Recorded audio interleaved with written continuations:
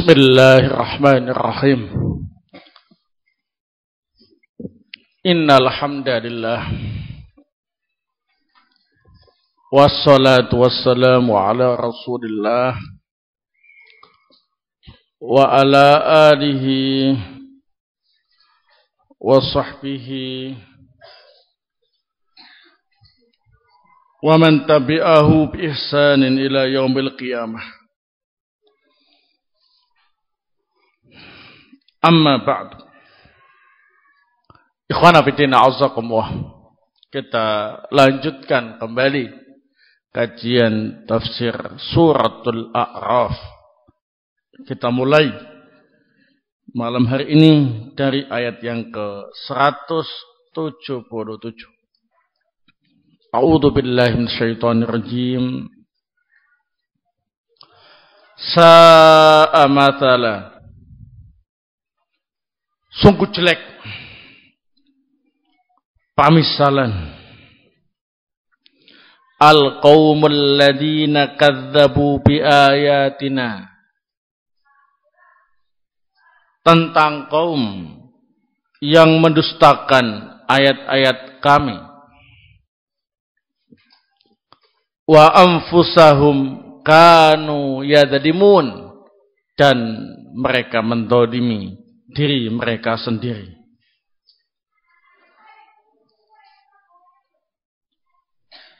Qala as-Syaikh Abdurrahman Ibnu Nasir As-Sa'di rahmatullah fi tafsirihi, ay sa'a wa qabuha, sungguh jelek mathalu man kadzdzaba bi ayatillah wa dzalama nafsahu bi anwa'il ma'asi, permisalan orang yang mendustakan ayat-ayat Allah dan mendolimi dirinya sendiri dengan berbagai macam kemaksiatan. Fa inna mathalahum mathalus su', sungguh permisalan mereka adalah permisalan yang jelek.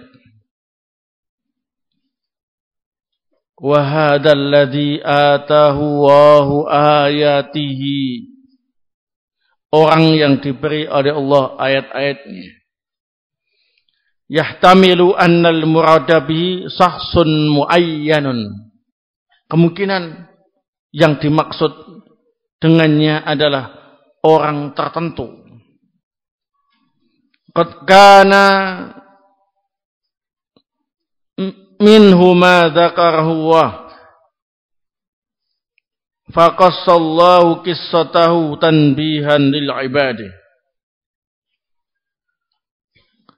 Sungguh orang itu telah disebutkan oleh Allah Subhanahu wa taala dan Allah kisahkan kisahnya untuk mengingatkan hamba-hamba Allah. Wa yahtamilu annal murada bidzalika annahu ismu jinsin. Kemungkinan juga yang dimaksud dengan orang itu adalah nama jenis, setiap orang yang melakukannya. Wa annahu syamilun likulli man atahu Allahu ayatihi fansalaqa minha, sehingga meliputi setiap orang yang diberi oleh Allah Subhanahu wa taala ayat-ayatnya, kemudian orang itu meninggalkan ayat-ayat Allah. Wa fi hadhil ayat at-targhibu fil amali bil ilmi. Di dalam ayat-ayat ini terdapat anjuran untuk mengamalkan ilmu. Wa anna dzalika raf'atun minallahi li sahibihi. Karena mengamalkan ilmu itu termasuk kemuliaan dari Allah bagi pemiliknya. Wa asamatun minasyaiton, dan sebagai penjagaan dari syaitan. Wa tahib min adamil amali bih, dan celaan bagi orang yang tidak mengamalkan ilmunya.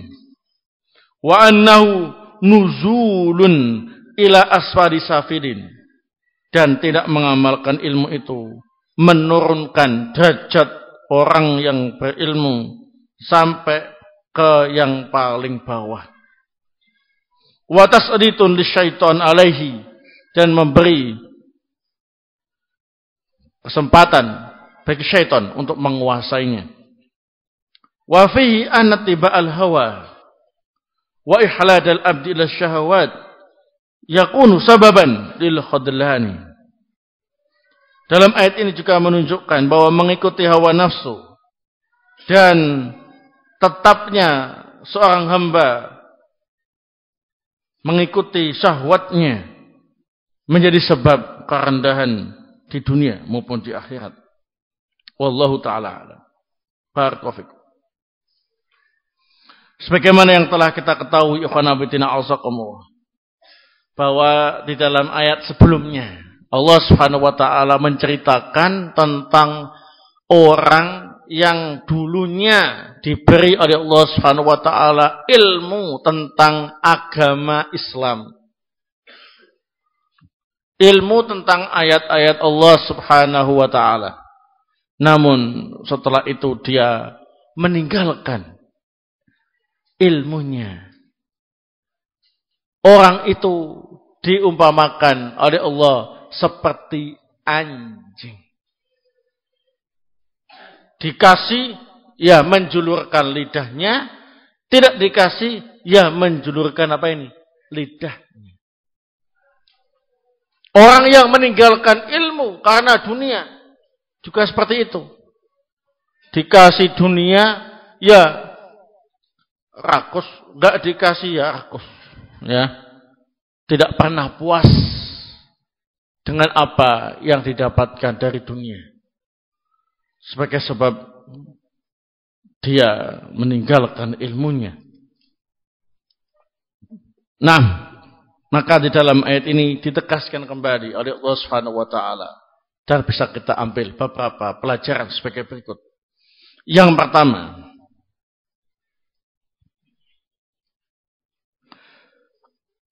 setiap perbuatan yang diberi permisalan yang jelek oleh Allah Subhanahu wa taala menjadi tanda jeleknya perbuatan itu.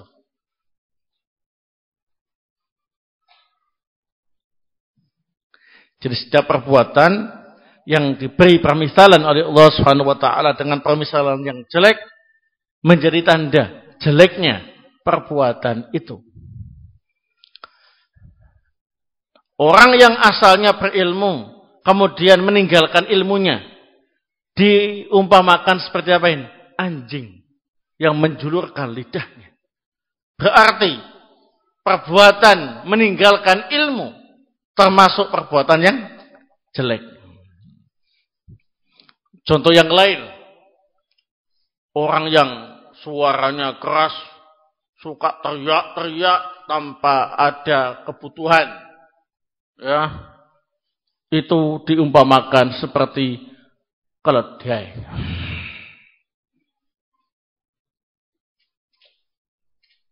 Ini menunjukkan bahwasanya teriak-teriak tidak ada guna dan faidahnya, ya. Ini adalah perbuatan yang jelek karena diberi permisalan dengan permisalan yang jelek. Contoh yang lain, perbuatan ghibah itu diumpamakan seperti memakan bangkai saudara. Memakan bangkai saudaranya. Nah, makan bangkai itu jelek apa bagus?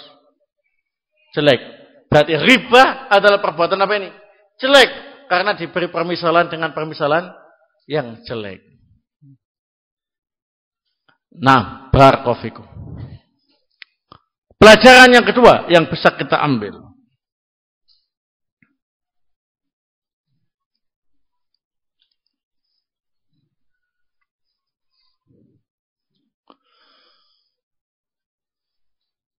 Segala bentuk perbuatan dosa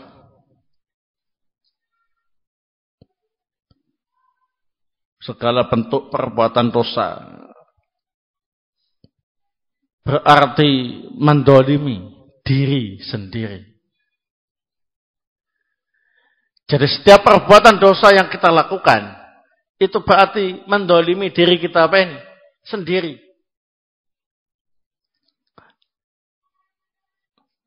Jadi dosa apapun yang kita lakukan, berarti sama saja dengan mendolimi diri sendiri. Kenapa demikian? Karena orang itu kalau melakukan perbuatan dosa, maka terancam dengan apa ini? Azab dari Allah Subhanahu wa taala. Dan azab itu akan dirasakan oleh diri kita sendiri.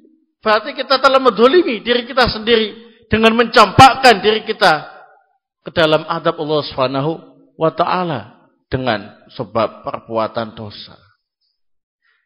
Itulah sebabnya ada istilah dzulmun li nafsih, ya, kedzaliman terhadap diri sendiri. Ini setiap kemaksiatan atau dosa itu dianggap menzalimi diri sendiri. Nah, kemudian pelajaran yang ketiga,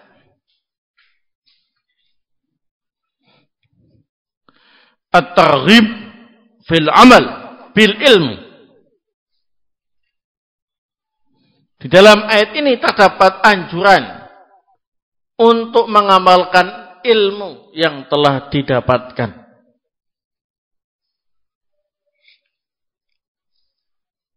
Ilmu itu bukan untuk pintar-pintaran saja, ya.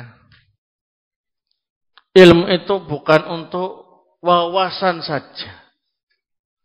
Ilmu itu bukan untuk bangga-banggaan, ya. Ilmu itu bukan untuk supaya dapat nilai yang baik. Tapi ilmu itu dipelajari untuk diamalkan. Al-ilmu bila amalin kasajarin bila samarin. Ilmu yang tidak diamalkan itu seperti pohon yang tidak pernah berbuah. Kalian tahu, pohon tumbuh terus, ya, nggak pernah ada buahnya, sehingga tidak bisa dimanfaatkan. Lama-lama bosan melihatnya, tebang, habis sudah riwayatnya, ya. Nah, demikian pula orang itu belajar terus sampai dia menjadi orang yang tinggi ilmunya, ya. Tapi nggak pernah diamalkan, sehingga orang nggak pernah merasakan manfaat ilmunya. Dia juga nggak pernah bisa mengambil faedah dari ilmunya, sehingga walaupun ilmunya banyak, ya sikapnya ya seperti itu saja, nggak berubah, ya. Nah, bohongnya ya tetap bohong, ya. Dolemnya ya suka dolem. Nah, malesnya tetap males. Ya. Jadi orang lihat seperti itu cepat, ya. Tinggal tunggu matinya saja. Nah, itu al-ilmu bila amalin kasyajarin bila samarin. Jadi yang paling penting itu amalnya. Amal. Mungkin kalian bertanya-tanya, apa sih maksudnya mengamalkan ilmu itu, Ustaz? Nah, kita tiap hari itu belajar nahwu, mengamalkan di mana? Ilmu yang dimaksud itu ilmu syariat, terkait dengan aturan syariat. Ilmu nahwu itu cuma ilmu alat, untuk alat bantu supaya kamu paham syariat. Begitu loh. Jadi kalau belajar ilmu nahwu itu bukan tujuan, cuma alat bantu saja. Tidak sampai di situ belajarnya. Nahwu, shorofat, baca kitab, macam-macam, mufradat, ya, hifdzul Quran, hifdzul hadis, semuanya itu alat. Ada kelanjutannya. Kalian diajari, ini enggak boleh, ini haram, ini sunnah, ya adabnya seperti ini, syariatnya seperti itu. Nah, itu yang diamalkan. Ya, seperti itu. Coba kalian muhasabatun nafsi, koreksi diri. Sudah sampai di mana amal kita hari ini? Sudahkah kita melaksanakan sholat 5 waktu dengan baik? Sudahkah kita menjaga lisan kita dari perkara-perkara yang sia-sia? Sudahkah kita at-ta'awun 'alal birri wa taqwa? Sudahkah kita bertaubat pada Allah Subhanahu wa taala dengan taubatan nasuh? Sudahkah kita bersedekah? Sudahkah kita terus begitu? Insyaallah kalau orang ini sibuk dengan koreksi terhadap dirinya sendiri, enggak sempat dia untuk berbuat yang sia-sia atau main-main, ya. Tapi orang yang betul-betul sibuk mengurus dirinya sendiri adalah orang yang beruntung. Disebutkan dalam sebagian riwayat, tuba liman saghalahu uyubuhu an uyubin nas. Sungguh beruntung orang yang sibuk dengan aibnya sendiri dan tidak sibuk mengurus aib orang lain. Nah, begitu. Ingat, jangan salah paham. Ketika ada teman yang memberi nasihat, ya akhi, ittaqillah, yang baik. Ngomong kosong, sibuk ngurus aibnya orang. Wah, urus aibmu diri sendiri. Urus dirimu sendiri, urus kamu itu masih banyak dosa. Ngapain ngurus saya? Ini adalah orang yang salah paham. Lain. Ini lain itu. Ini munasohah, saling menasihati. Yang hikmahnya, faidahnya, saling menasihati itu. Engkau sadar dengan aibmu. Gitu. Yang baik, bagaimana sikapnya? Dinasihati sama temannya. Jazakumullah khairan atas nasihatnya. Saya juga mau nyampaikan nasihat kepada antum. Ya, nah. Hendaklah engkau koreksi diri sendiri. Ya, nah. Saya koreksi diri saya dan kamu koreksi dirimu. Ya, sepakat? Dan kita saling menasihati.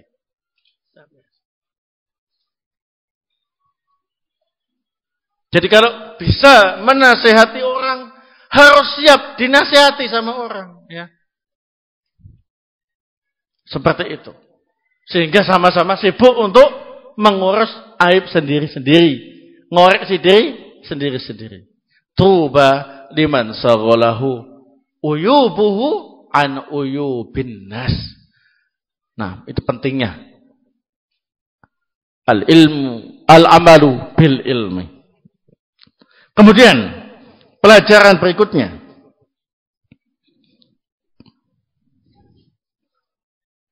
Di antara faidah mengamalkan ilmu. Yang pertama, raf'atun minallahi li sahibihi. Akan diangkat derajatnya oleh Allah Subhanahu wa taala. Jadi orang yang mengamalkan ilmunya itu akan diangkat derajatnya oleh Allah Subhanahu wa taala fid dunya wal akhirah.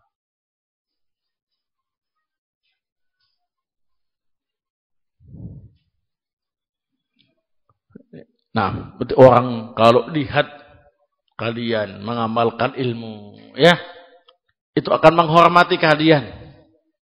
Kalian akan menjadi orang terhormat di dunia. Dan di akhirat nanti juga dihormati oleh Allah Subhanahu wa taala. Yang kedua, as-samatun minasyaiton. Ini yang paling penting. Mengamalkan ilmu itu bisa membentengi diri kita dari gangguan syaitan. Jadi kalau kita itu mengamalkan ilmu, ya, itu sama saja kita telah membentengi diri kita dari gangguan syaitan. Setan itu mudah untuk ganggu orang yang lagi nganggur, pengangguran. Nah, pengangguran itu ya nggak ngapa-ngapain. Barakofikum. Ya. Baca Quran yo tidak, murajaah yo tidak. Nah, pengangguran. Nah, bahasa sini begitu kelewes. Kelewes itu ya tidur-tiduran, ya. Gak ngapa-ngapain ya. Kayak orang gak punya semangat hidup ya. Hidup segan, mati pun tak mau.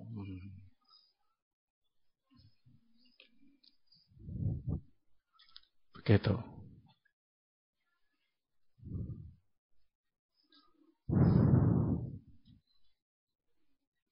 Baik, ada lagi kata-kata sebagian orang yang memang kayak gitu, nggak punya kerjaan, ya, pengangguran, nggak beramal. Nah, apa itu?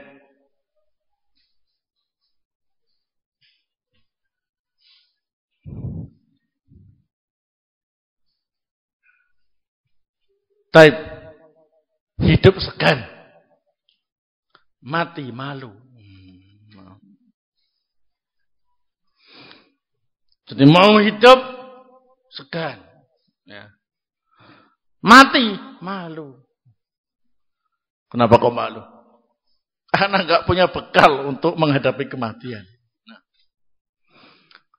harusnya nggak usah pakai ngomong seperti itu. Kalau kamu malu mati dengan modalmu seperti itu, ya kamu harus memperbanyak modal untuk bekal kematianmu biar nggak malu kalau mati, ya. Nah, jadi setan itu begitu, melihat ada orang yang nggak ngapa-ngapain, pengangguran, ya. Nah, duduk bengong, ngowo lagi. Itu yang masuk bukan cuma setan, lalat juga masuk. Ya. Nah, lain kalau orang itu mengamalkan ilmunya, itu menghargai waktu, dia akan melakukan sesuatu yang bermanfaat karena ilmunya mengajarkan demikian. Sehingga setan pun ketika mendatanginya melihat orang itu sibuk beramal, mundur setan.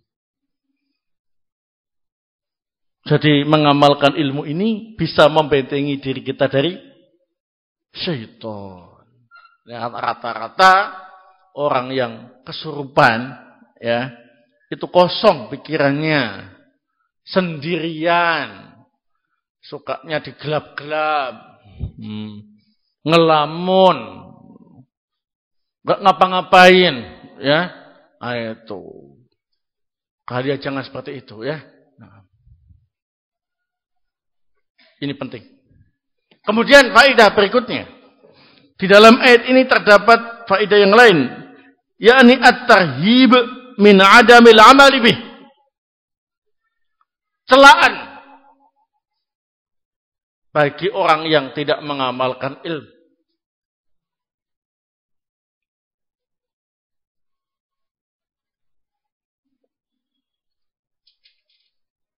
Nah, sebagaimana yang telah disebutkan tadi, bahwa faidah mengamalkan ilmu ada dua di antaranya. Maka dampak tidak mengamalkan ilmu juga ada dua. Dampak negatif orang yang tidak mengamalkan ilmu juga ada dua. Yang pertama ialah Allah Subhanahu wa taala akan merendahkan derajatnya serendah-rendahnya ila asfali safirin. Ila asfali safirin itu serendah-rendahnya. Bahkan dianggap seperti apa ini? Binatang. Seperti apa ini? Anjing. Bahkan lebih sesat. Balhum awal. Lebih sesat lagi daripada binatang. Masya Allah. Itu namanya direndahkan derajatnya serendah-rendahnya ila asfali safir.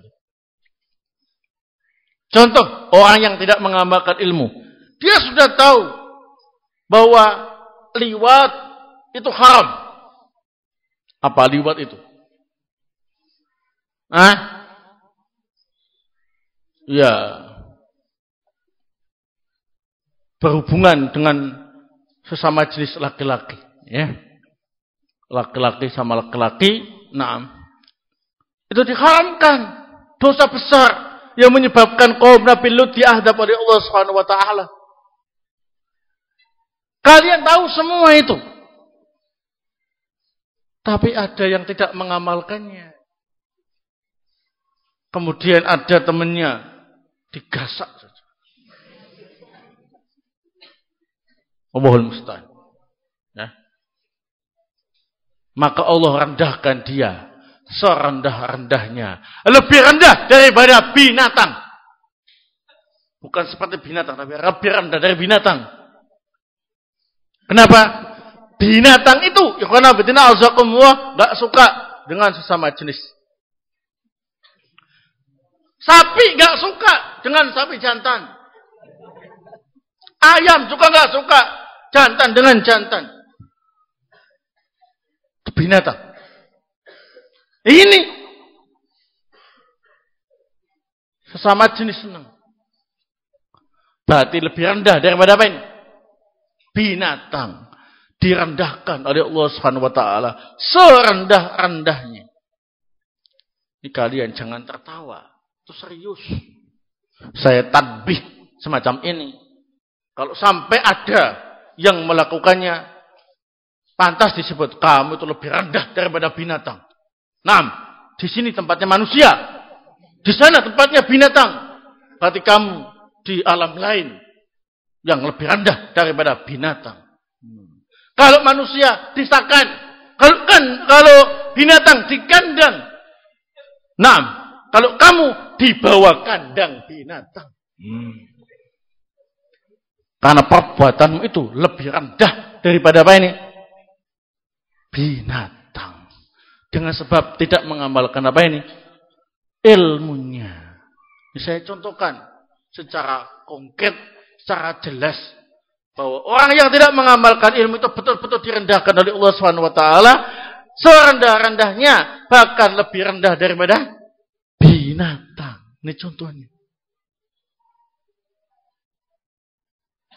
Paham ya? Kemudian dampak negatif yang kedua, tidak mengamalkan ilmu. Ialah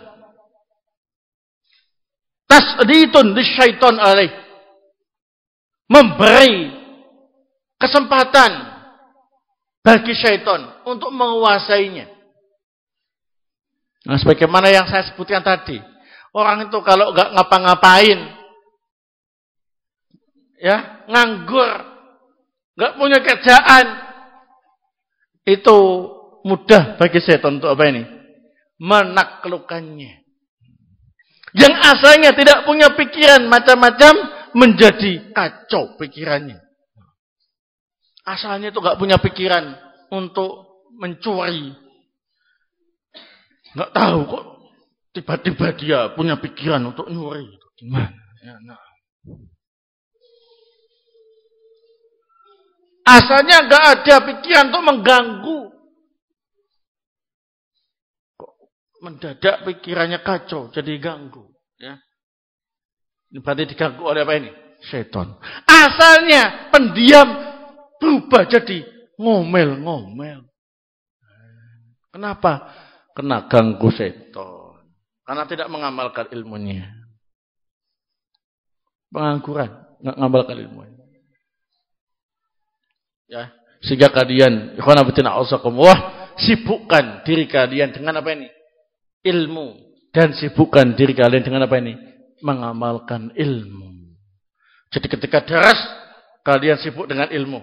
Di luar daras, mengamalkan apa ini? Ilmunya. Di antara salah satu bentuk mengamalkan ilmu itu ialah banyak murajaah. Kemudian beramal sholih dan beribadah kepada Allah Subhanahu wa taala. Kalau itu yang kalian lakukan, kalian betul-betul akan diangkat derajatnya oleh Allah Subhanahu wa taala. Baik. Kemudian di dalam ayat ini juga terdapat faedah. Anna ittiba'al hawa wa ikhladal abdi ila syahawat yakunu sababan lil khudlan. Mengikuti hawa nafsu dan selalu menuruti syahwatnya merupakan sebab kerendahan martabat seseorang.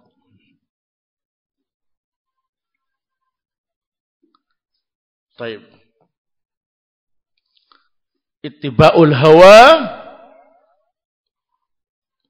wal ikhlad ila syahawat, mengikuti hawa nafsu dan selalu dalam syahwatnya, ini sebagai sebab utama orang itu direndahkan oleh Allah Subhanahu wa taala serendah-rendahnya. Enggak ada harganya. Menjadi sampah masyarakat. Ya. Tidak malah membuat suasana jadi baik, tapi menjadi suram. Masa depannya juga suram. Perlu saya sampaikan kepada kalian semua, barakallahu fikum, bahwa generasi-generasi muda kita sekarang ini rata-rata mereka mengikuti hawa nafsunya dan syahwatnya. Akibatnya masa depan mereka suram. Kalau kita lihat di luar sana, gak usah jauh-jauh di ibu kota, ya, tapi di pelosok-pelosok desa, itu para pemuda-pamudinya sudah tidak punya masa depan yang cerah. Dikarenakan sibuk dengan hawa nafsunya, sibuk dengan syahwatnya. Pesta sabu, narkotik, ganja, ya, pil koplo, miras oplosan, ya, naam. Sudah di mana-mana. Judi, minum-minum, ya. Huru-hara, pesta, nah, sudah itu. Enggak ada yang berprestasi kecuali berprestasi dalam kemaksiatan. Waliyadzubillah. Itulah sebabnya mengapa orang tua kalian mengirim kalian ke pondok-pondok pesantren. Tujuannya apa? Tujuannya agar kalian itu terbebas dari lingkungan yang suram. Terbebas dari pergaulan yang jelek. Apalagi rumahnya di dekat pusat-pusat wisata. Mohon maaf ya, Bali contohnya. Ya, bukan berarti orang Bali itu jelek, bukan. Ya, orang Bali ganteng-ganteng kok. Ya. Maksudnya lingkungannya di sana itu sudah lingkungan barat, bukan lingkungan Bali. Nah, orang Bali itu sudah menjadi orang barat. Kenapa? Karena kumpul dengan bule-bule. Nah. Sehingga di sana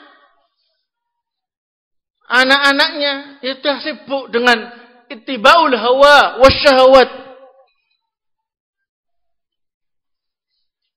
Nah, masa depannya suram. Sehingga orang tua khawatir anaknya terkena dampak seperti itu. Sehingga dikirim ke pesantren-pesantren. Nah, di pesantren jangan kemudian merusak yang lain. Jangan pula kalian mengecewakan orang tua. Kalian itu ditarget menjadi da'i ilallah yang handal, yang kokoh pendiriannya, yang tegas, yang istiqomah di atas al-haq, pulang begitu mendakwai turis-turis yang ada. Targetnya orang Jepang yang datang Muslim pulangnya. Masya Allah. Ini contoh Bali. Belum yang di Jakarta dan sekitarnya. Atau yang dari Surabaya. Nah, kota Gresik yang katanya kota santri. Nah, harusnya bukan kota Gresik yang kota santri itu, kota Sidayu. Ya. Karena di Gresik itu sudah tidak nampak kesantriannya. Rusak sudah. Muda-mudinya sudah rusak.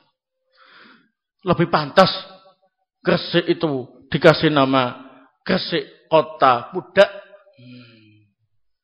Pudak itu makanan khas Gresik, barakofikum. Nah, daripada dibilang kota santri. Atau Gresik Kota Kuburan, barakofikum. Karena memang banyak kuburan yang diagung-agungkan. Saya apa adanya. Tidak harus ibu kota. Apalagi yang luar Jawa, di luar pantauan. Nah, banyak tempat persembunyian dan gua. Sehingga lebih bebas lagi untuk ittiba'ul hawa wasyahawat. Ambon, Manise. Kalian di sana lebih luas lautannya daripada daratannya. Banyak pulau-pulau yang tak berpenghuni. Apa yang dilakukan di sana, Masya Allah, tidak kalah dengan ibu kota.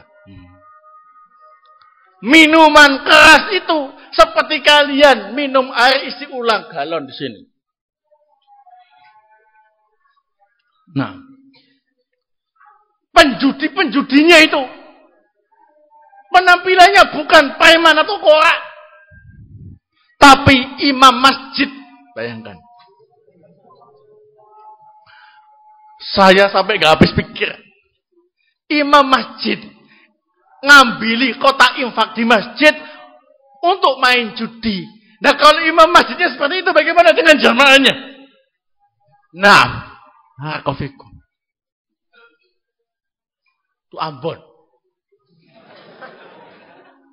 Kalian yang dari Ambon ke sini ditargetkan oleh orang tua kalian untuk menjadi dai Allah, memberantas segala bentuk penyimpangan di sana, merubah yang batil menjadi al-haq. Saya sampaikan apa adanya. Ya, begitu. Di mana lagi? Banyak. Di Jawa Tengah, Magelang, tempat wisata. Kesyirikan banyak di sana. Pergaulan bebas banyak di sana. Apalagi di Jawa Tengah, khususnya Jogja, dianggap sebagai kota pendidikan. Bukan pendidikan agama, tapi pendidikan kebebasan. Nah, kalian jauh-jauh ke sini, tujuannya apa? Yaitu untuk berilmu, mengamalkan ilmunya, dan kalau pulang mendakwakannya. Belum tak sebutkan yang lain. Ya, tiada tempat di dunia ini kecuali ada seton di sana yang siap menggoda, siap untuk diajak menjadi pendampingnya di neraka. Waliyadzubillah. Ingat ya, benteng dari gangguan seton itu ialah mengamalkan ilmunya. Jadi kalian kalau di sini menuntut ilmu, pulang amalkan.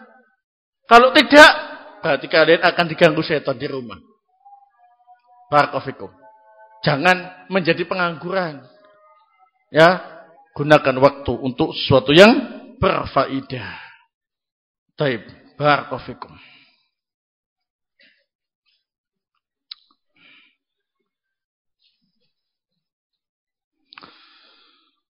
Tolong Ustadz dinasihati bagi santri yang masih punya rasa cinta dengan sesama jenis. Sudah dinasihati tadi, masa nggak paham nasihat saya? Ya. Siapa yang melakukannya berarti dia lebih rendah daripada binatang. Tinggalkan itu sebelum kalian tertangkap basah, kemudian dilempar di bawah kandang binatang. Ya, di tempat yang lebih rendah. Waliyadzubillah. Saya tidak main-main. Ini serius, ya, sebagai bentuk teguran dan nasihat bagi semuanya.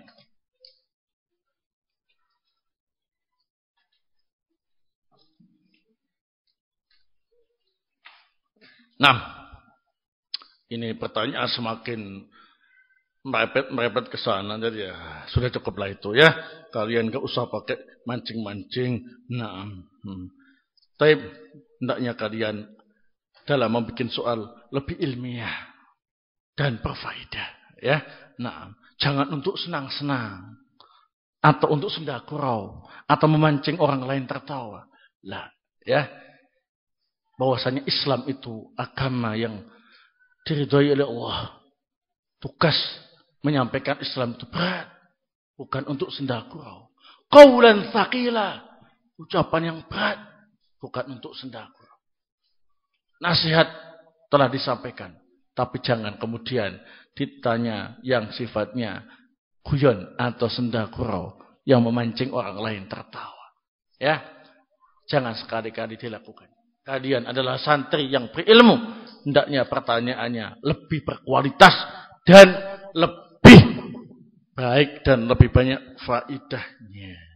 Sehingga jangan heran kalau tidak semua pertanyaan saya baca. Karena saya lihat kurang mutunya. Nah, mari kita tingkatkan mutu kita bersama-sama. Naam, barakallahu dalam ilmu dan amal.